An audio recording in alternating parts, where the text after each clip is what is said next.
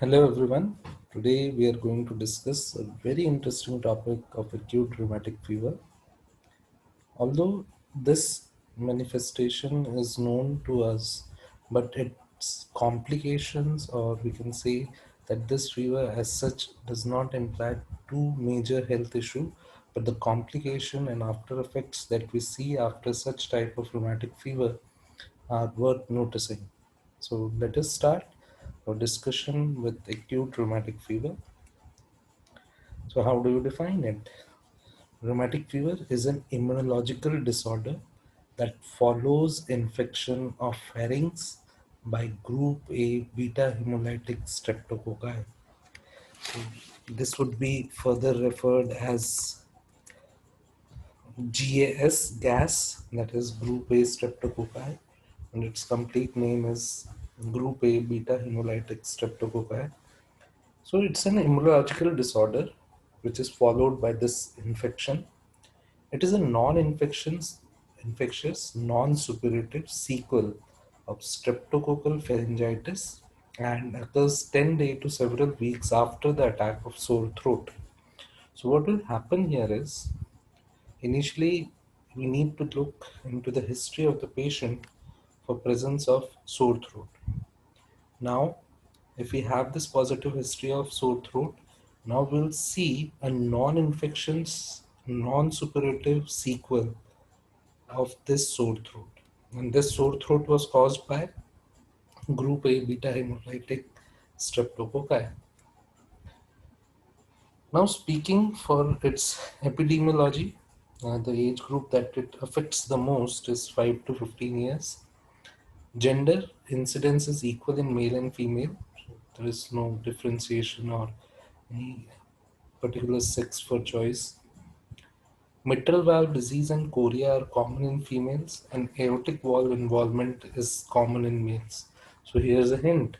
So what we find here at acute rheumatic fever, that is its cardiac manifestation would be mitral valve disease, which can be either stenosis or regurgitation, and chorea. Okay, these two are very common in females, whereas aortic valve involvement is common in males.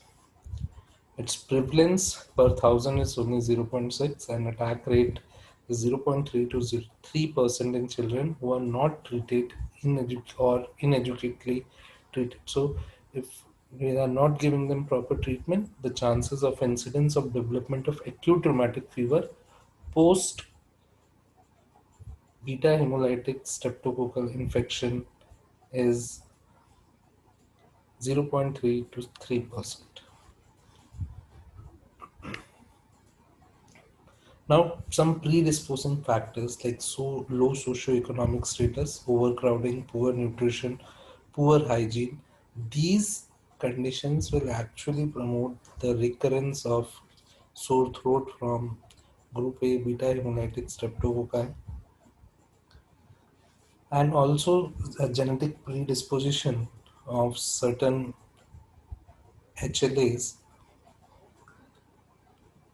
that is leukocyte antigen markers and specific B cell antigen.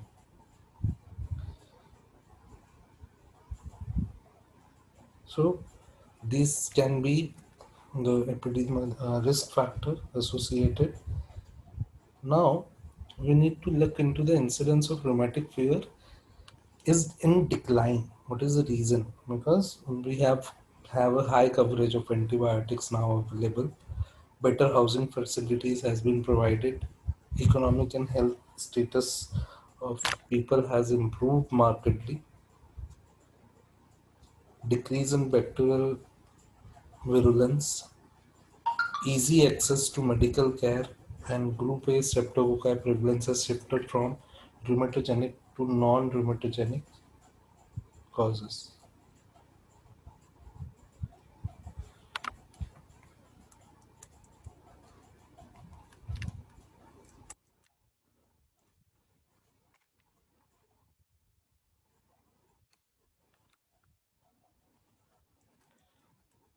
Okay, now about its etiology. As we have discussed earlier, there is a previous infection of group A beta hemolytic streptococci, a pathogenic strain are of M type, and there in M type we have variations. So the pathogenic variants are 1, 3, 5, 6, 18, and 24, among which the type 18 is the most virulent mucoid strain. Formation of highly mucoid colonies is associated with rheumatogenicy. Also, genetic predisposition to the disease and autoimmunity plays an important role in development of rheumatic fever. Now, as a part of pathology, we need to consider what is the pathogenesis or how does this disease develops. To explain the development of this disease, we have two theories.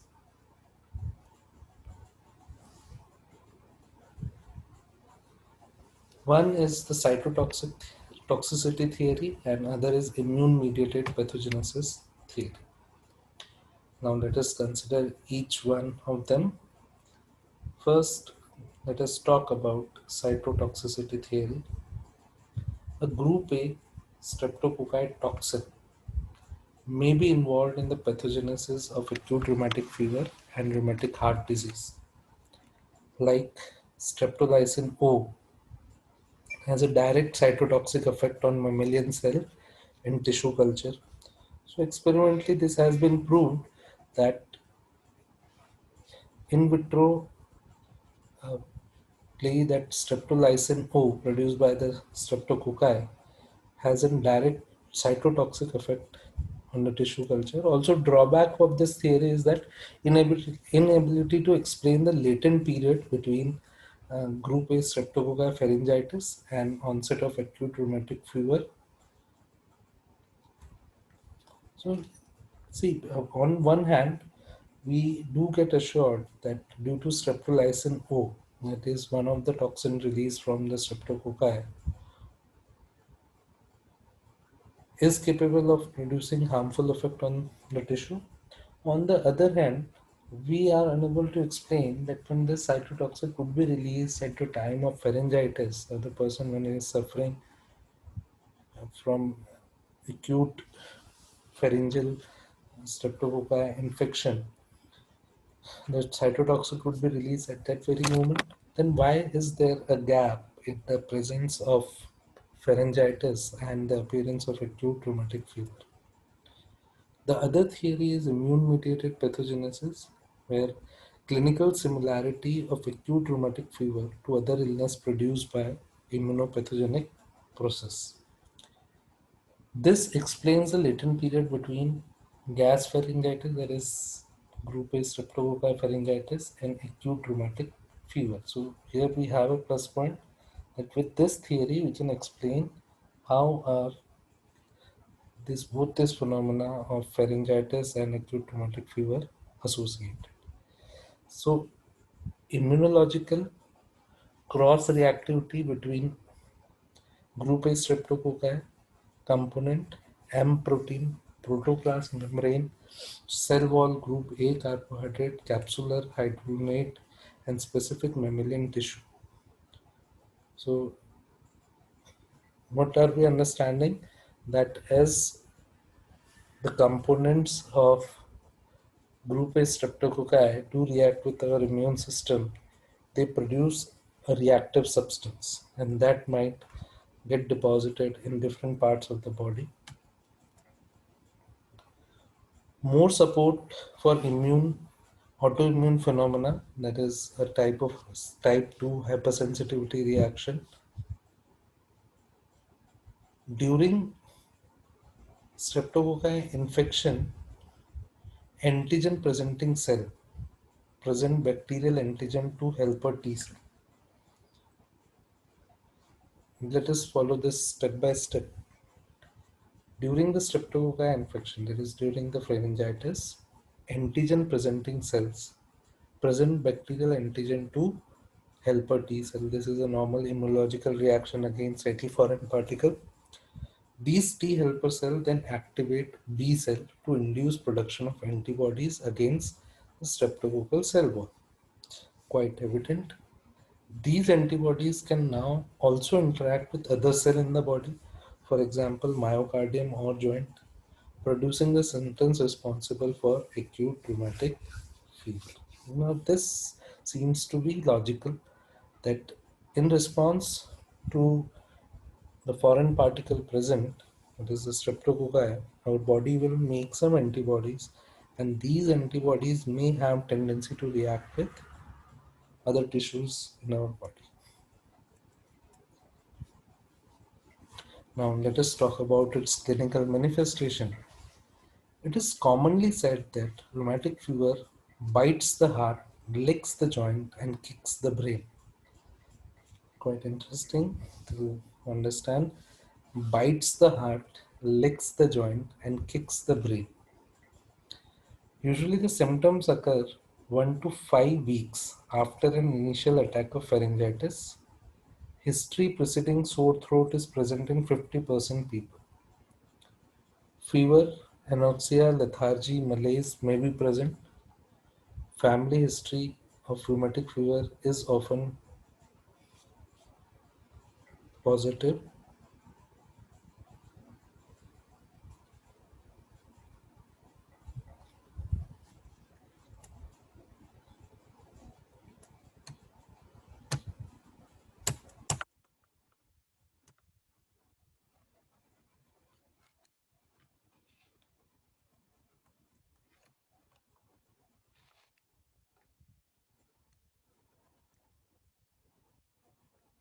Okay.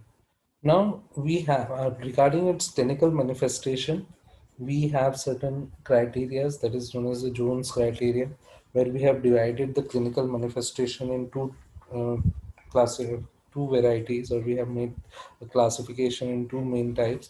That is the major manifestation and the minor manifestation. Now let us look into the major manifestation first.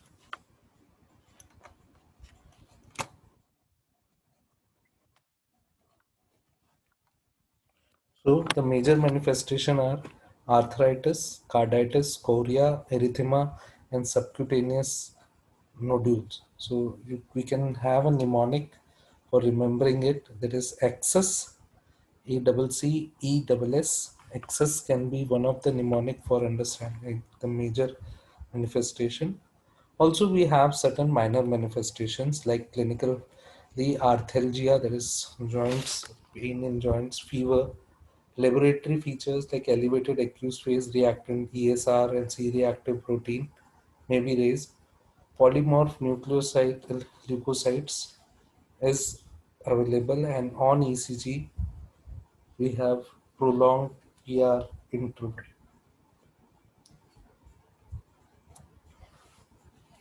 Also, supporting evidence for antecedent group A streptococcal infection, positive throat culture, or rapid streptococcal antigen test should be run, and elevated and increasing streptococcal antibody titer, that is anti-DNase B, can be used.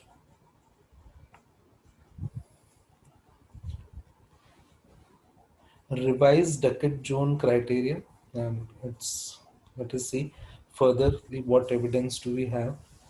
If supported by evidence of preceding group A streptococcal infection, the presence of two major manifestation or one major and two minor manifestation indicate a high probability of acute rheumatic fever. So let me make you very clear. How will you decide that the person is suffering from acute rheumatic fever?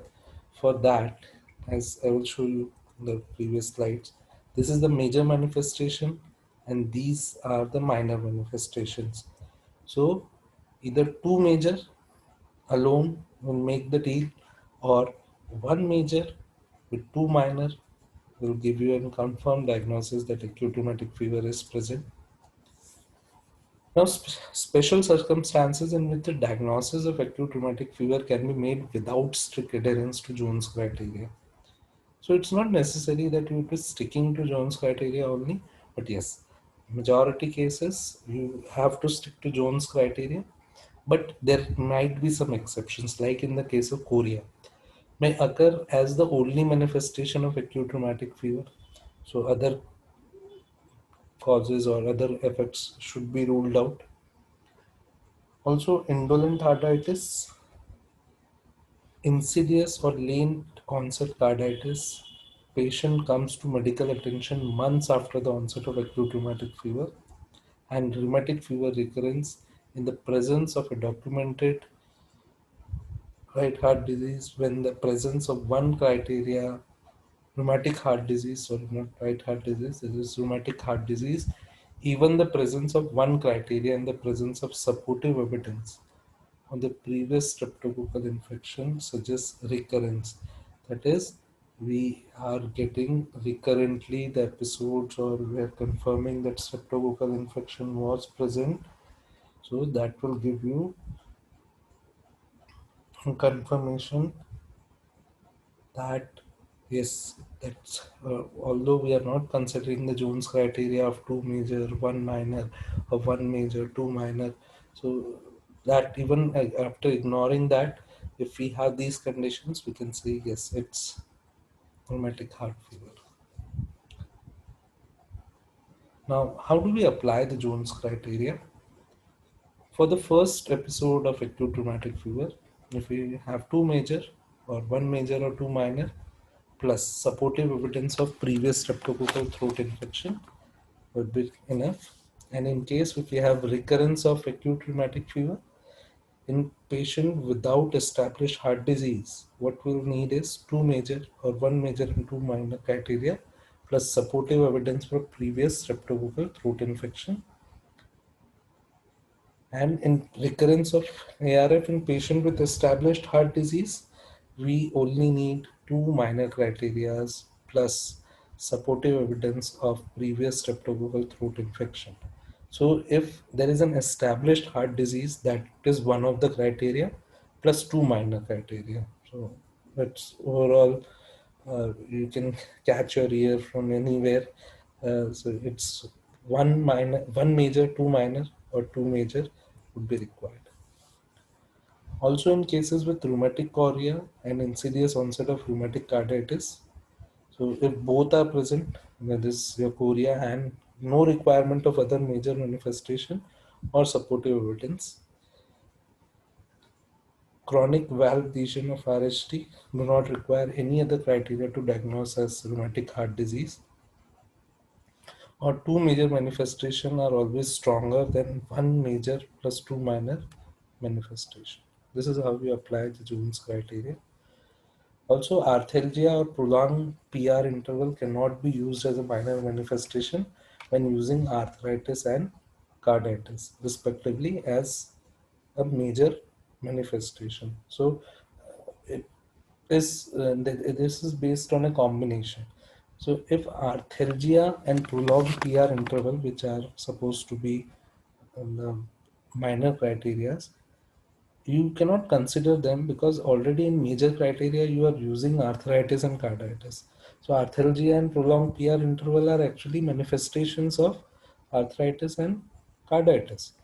So we cannot use them. So we'll be needing some other minor criteria for establishment. The absence of evidence of antecedent group A streptococcal infection is a warning that acute rheumatic fever is unlikely except when the chorea is present. Also, the vibratory innocent murmur, that is known as the Stills murmur, is often misinterpreted as murmur of mitral regurgitation and thereby is a frequent cause of misdiagnosis of acute rheumatic fever. Now, how do you differentiate this? That there is a murmur that is known as the Stills murmur. Often it is misinterpreted with the murmur of mitral regurgitation caused due to acute rheumatic fever. The murmur of mitral regurgitation is a regurgitant type systolic murmur starting with the S1, but the innocent murmur, that is a Stills murmur, is low pitched and an ejection time, or I can say the diastolic time. A cardiologic consultant during acute phase minimize the frequency of misdiagnosis.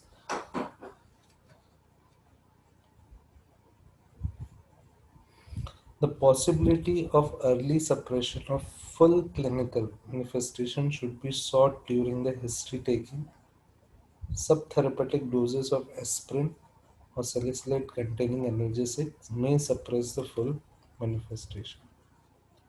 We'll continue discussing about acute rheumatic fever. Please have a thorough study about the Jones criteria and how are we using it for establishment of acute rheumatic fever. It's very important. We'll discuss other things about acute rheumatic fever in the next session. Thank you for listening.